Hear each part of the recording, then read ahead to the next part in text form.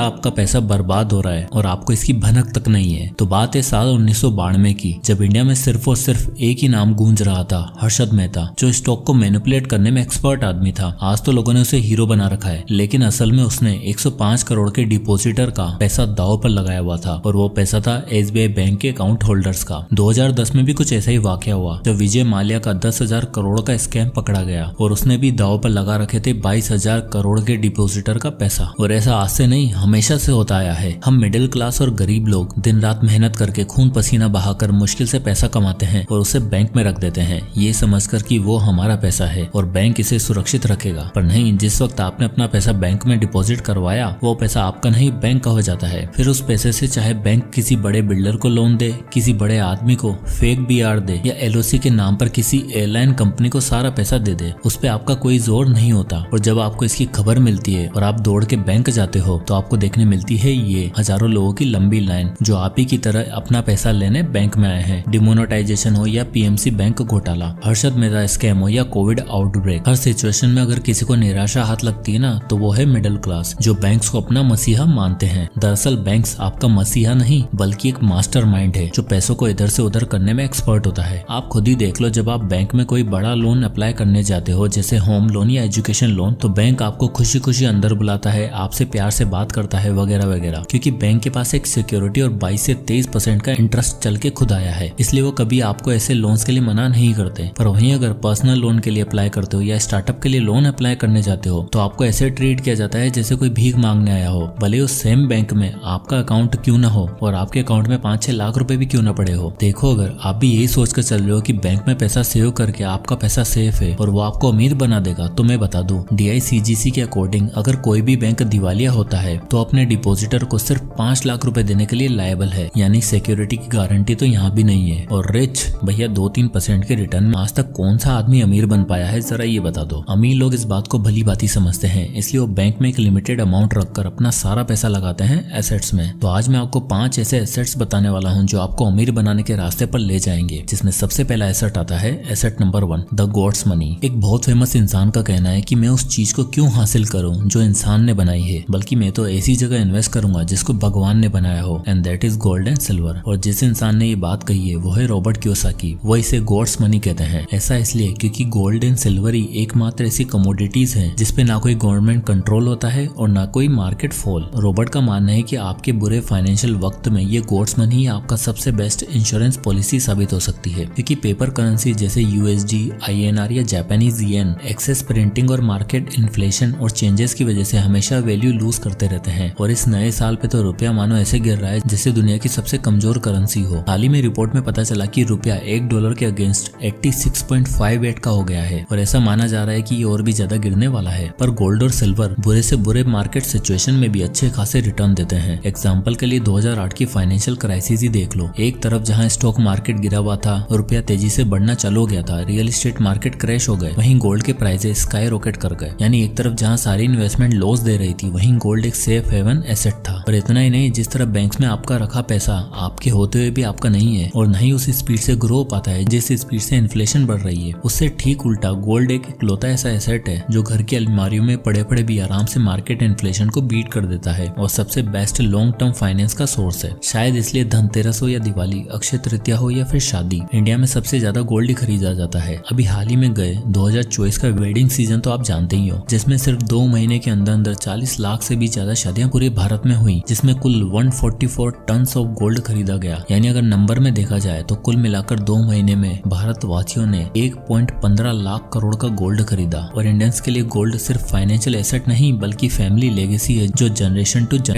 News 18 की एक report के मुताबिक इंडियन हाउस होल्ड के पास इस समय total 21,000 tonne of gold reserve है, जिसकी आज के हिसाब से अगर वैल्यू देखी जाए तो है 175.10 लाख करोड़। पर हैरानी की बात तो ये है कि 175 crore gold reserve mostly rich और अपर क्लास के पास पड़ा है, और हमारा मिडिल क्लास आज भी बैंक्स, FD और RD जैसे प्रोडक्ट को बेस्ट इन्वेस्टमेंट सोर्स मानता है, क्योंकि इनके हिसाब से अगर कोई गोल्ड खरीद रहा है या पहन रहा है तो वो इंसान शो ऑफ कर रहा है, अपने पैसों को फ्लेक्स कर रहा है, जबकि ये फ्लेक्स नहीं बल्कि ट्रू सेंस में फाइनेंशियल अवेयरनेस दिखाता है, क्योंकि यही इकलौती ऐसी इन्वेस्टमेंट है जो आज से 100 साल पहले भी यूनिवर्सली एक्सेप्टेड और वैल्यूबल थी और आज से 100 साल बाद भी रहेगी। साथ ही इस गॉड्स मनी को आपका बैंक किसी और को दे भी नहीं सकता और न ही लिक्विड लिक्विडेट कर सकता है। अब आता है asset number 2, small ventures for initial capital. God's money के बाद अगला एसेट आता है स्मॉल वेंचर यानी स्मॉल बिजनेस। ये ऐसा एसेट है जो आपके सभी शॉर्ट टर्म गोल्स भी पूरे करता है और लॉन्ग टर्म के लिए भी आपको फाइनेंशियली फ्री बना देता है। और हर वो इंसान जिसे कुछ बड़ा करने के लिए कैपिटल चाहिए उसके लिए स्मॉल वेंचर्स या स्मॉल बिजनेस बेस्ट है। दुनिया के सबसे फेमस और rich investor mister Warren Buffett ने अपने करियर की शुरुआत स्मॉल वेंचर से की थी, क्योंकि वो जान चुके थे कि इन्वेस्टमेंट जर्नी पे उन्हें चलना है, वहाँ के लिए पैसा काफी चाहिए होगा। इसलिए 6 साल की उम्र में ही वॉरेन बफेट ने अपना पहला वेंचर शुरू किया। तो 6 साल की उम्र में ही वॉरेन एक शॉप के बाहर खड़े थे और बोतल की कैप्स को कलेक्ट करते, ये जानने के लिए कि लोग सबसे ज्यादा क्या पीते हैं। तो फाइनली उन्हें पता चला कि कोको कोला को लोग सबसे ज्यादा पसंद करते हैं। तो उन्हें आइडिया आया कि क्यों ना 25 सेंट्स की ये 6 पैक कोको कोला खरीदूं और इनके साथ च्युइंगम ऐड करके एक बोतल 5 सेंट में बेचूं तो मुझे प्रॉफिट हो जाएगा। यंग वॉरेन बफेट ने वैसा ही किया और डोर टू डोर जाकर च्युइंगम और कोको कोला बेचना शुरू किया। यहीं से उनकी एंटरप्रेन्योर जर्नी शुरू हुई और 11 साल की उम्र में वॉरेन बफेट ने अपनी पहली इन्वेस्टमेंट करी। उन्होंने न्यूज़पेपर डिलीवरी का बिजनेस शुरू किया, जिसमें उनका टारगेट था 500 न्यूज़पेपर डेली सेल करने का। शुरुआत में तो ये उनके लिए काफी चैलेंजिंग था, पर धीरे धीरे वो इस मुकाम पर पहुंच ही गए जिससे वो महीने के $175 अर्न करने लगे थे, जो उस समय एक मिडिल क्लास स्कूल जाने वाले बच्चे के लिए बहुत बड़ी बात होती थी। इसके बाद उनकी पैसा कमाने की आदत और जज्बे ने उनका नजरिया ऐसा बना दिया कि मानो हर जगह वेंचर ही दिखता हो। जब वॉरेन 16 साल के थे तब उन्होंने एक बार्बर शॉप के अंदर बहुत भीड़ देखी। वहाँ सिर्फ एक ही आदमी था जो एकदम परफेक्ट कटिंग करता था और बाकी सभी लोग अपनी बारी का इंतजार में बैठे बोर हुआ करते थे और कुछ लोग तो लेट होने की वजह से निराश होकर भी चले जाते थे। तभी वॉरेन को एक आइडिया आया पिन बॉल मशीन लगाने का। उन्होंने उस बार्बर से बात करी और उसकी दुकान में पिन बॉल मशीन डलवाई, जिसकी वजह से लोगों को अब एंटरटेनमेंट का सोर्स भी मिल चुका था और इससे उस बार्बर की दुकान भी चलती और साथ ही वॉरेन का बिजनेस भी चल पड़ा। धीरे धीरे उन्होंने और भी शॉप्स और शॉपिंग मॉल्स में अपनी मशीन लगवाई और $1000 अर्न किए। अब वॉरेन बफेट का ये वेंचर स्टोरी बताती है कि करियर की स्टार्ट में अगर आपको ट्रू वेल्थ, हार्ड वर्क और स्मार्ट वर्क सीखना है तो जॉब करके बैंक्स में पैसा डालने से अच्छा है वेंचर शुरू करो। लो रिस्क और लो कैपिटल वेंचर आपका माइंडसेट डेवलप करता है और बाद में जाकर यही वेंचर आपकी फाइनेंशियल सक्सेस और पैसिव इनकम का साधन भी बन सकता है। Asset number 3, the investments. Small venture से पैसा इकट्ठा करने के बाद बारी आती है उन पैसों को काम पर लगाकर एक compounded passive income source generate करने की, जो दिलाता है इन्वेस्टमेंट। आज की डेट में इंडिया में इन्वेस्टमेंट के बहुत सारे सोर्सेज हैं, जैसे stocks, ETFs, mutual fund, index fund, money market, gold, bond etcetera. पर एक आम मिडिल क्लास इंसान के लिए इन सभी चीजों में इन्वेस्ट कर पाना पॉसिबल नहीं है। इसलिए जरूरत है एक ऐसी चीज चुनने की जो आपको कंपाउंडेड एनुअल रिटर्न दे सके। 11 साल के वॉरेन ने ये टेक्निक फिगर आउट करने के लिए सबसे पहले सिटी सर्विस नाम की कंपनी को कुछ भी नहीं दिखा, पर धीरे धीरे उनका प्रॉफिट बढ़ने लगा और स्टॉक्स ग्रो करने लगा। तब उन्हें समझ आई पावर ऑफ कंपाउंडिंग। इसलिए वॉरेन आज भी कहते हैं, my wealth has come from combination of living in America, some lucky genes and compound interest. अब इंडिया में इतने सारे इन्वेस्टमेंट सोर्स है, पर फिर भी सारे लोग अपना पैसा बैंक्स और FD में ही क्यों रखना पसंद करते हैं। कुछ ऐसा ही किया जॉन ने भी। तो हुआ क्या कि जॉन साहब को उनके दादाजी की तरफ से 10 लाख रुपए मिले और तब उनके दादाजी ने जॉन को ये सुझाव दिया कि FD में इन्वेस्ट कर दे और 10-15 साल बाद देखना कितना पैसा बढ़ जाएगा। अब दादाजी ने जैसा कहा था उसने वैसा ही किया। वहीं दूसरी तरफ जॉन का कजिन ब्रदर था जानी। अब जानी एक अच्छी IT कंपनी में नौकरी करता था और उसकी सैलरी पैकेज भी काफी अच्छा था। साथ ही उसे स्टॉक्स की तरफ काफी रुझान भी था। उसका मानना था कि अगर जीवन में ये इन्वेस्टमेंट सही तरीके से कर दी तो लाइफ सेट हो जाएगी। जॉब के साथ साथ जानी ने स्टॉक मार्केट पर रिसर्च चालू करे और अपने लिए 10 स्टॉक का पोर्टफोलियो बनाया, जहां से उसको 15 से 17% रिटर्न मिलता और उसने उठाई अपनी सेविंग्स और लगा दिए 10 लाख रुपए स्टॉक्स में। अब जॉन और जानी का एक और दूर का भाई था जिसका नाम था जनार्दन। जनार्दन की फैमिली बिल्कुल आम मिडिल क्लास फैमिली की तरह थी। ना बाप दादा की पुश्तैनी कमाई और ना महंगे कॉलेज की महंगी डिग्री। इसलिए जनार्दन एक नॉर्मल फाइनेंस कंपनी में काम करता था और उसने नौकरी के पहले दिन से फ्यूचर प्लानिंग शुरू कर दी। इसलिए हर महीने सैलरी मिलते 10,000 रुपए SIP के थ्रू इंडेक्स फंड में इन्वेस्ट करता और हर साल अपनी इन्वेस्टमेंट को 10% से स्टेप अप करता। अब 20 साल के बाद आप देख ही सकते हो जॉन, जानी और जनार्दन किस मुकाम पर खड़े होंगे। जॉन का इन्वेस्टमेंट हो चुका होगा 36,31,000 रुपए, जानी का इन्वेस्टमेंट पहुंच चुका होगा 2,31,00,000 पे और जनार्दन का इन्वेस्टमेंट हो चुका होगा 1,98,00,000 रुपए। अब यहाँ चलो जानी और जनार्दन तो 2.5 करोड़ 2 करोड़ बना गए, पर जॉन जिसने FD में इन्वेस्ट किया 20 साल बाद भी 36 लाख ही बना पाया। और अगर अब इस पे 6% का इन्फ्लेशन एडजस्ट कर दिया जाए तो उसके 36 लाख की वैल्यू मात्र 11 से 12 लाख रुपए ही रह जाएगी। यानी घूम फिर कर पैसा वहीं का वहीं रहा। यही सबसे बड़ा फर्क है इंटरेस्ट और कंपाउंड इंटरेस्ट में। जॉन के FD वाले आइडिया को इन्फ्लेशन नाम का सांप ऐसा निकल गया जैसे वहाँ मानो कुछ था ही नहीं और रियल पावर ऑफ कंपाउंडिंग दिखाई स्टॉक्स और इंडेक्स फंड की इन्वेस्टमेंट ने। Asset number 4, intellectual property. इन सब के बाद आता है आपका अपना एसेट जिसे आप कहीं से एक्वायर नहीं कर सकते बल्कि खुद ही जन्म देते हो, इंटेलेक्चुअल प्रॉपर्टी। ये इकलौता ऐसा एसेट है जो आपके एक बार बनने पर लाइफ टाइम आपको और आपका पैसा खिलाकर देता है। है, बस इसके लिए जरूरत है तो क्रिएटिव और इनोवेटिव आइडिया की। कुछ ऐसा ही किया क्रिएटर जॉर्ज लुकस ने। उन्होंने एक ऐसी मूवी बनाई जो अपने टाइम में लगभग 100 साल आगे के कंसेप्ट पर बेस्ड थी। लोगों को मूवी काफी पसंद आई, 11 मूवीज की सीरीज भी बनी और सिर्फ इतना ही नहीं बल्कि इसकी मर्चेंडाइज बनी, गेम्स बनी, टॉयज बने, यानी एक मूवी आइडिया से इतनी सारी चीजें बन गई। और दरअसल उस फ्रेंचाइजी का नाम है स्टार वॉर्स फ्रेंचाइजी, जिसने जॉर्ज को $8 बिलियन से भी ज्यादा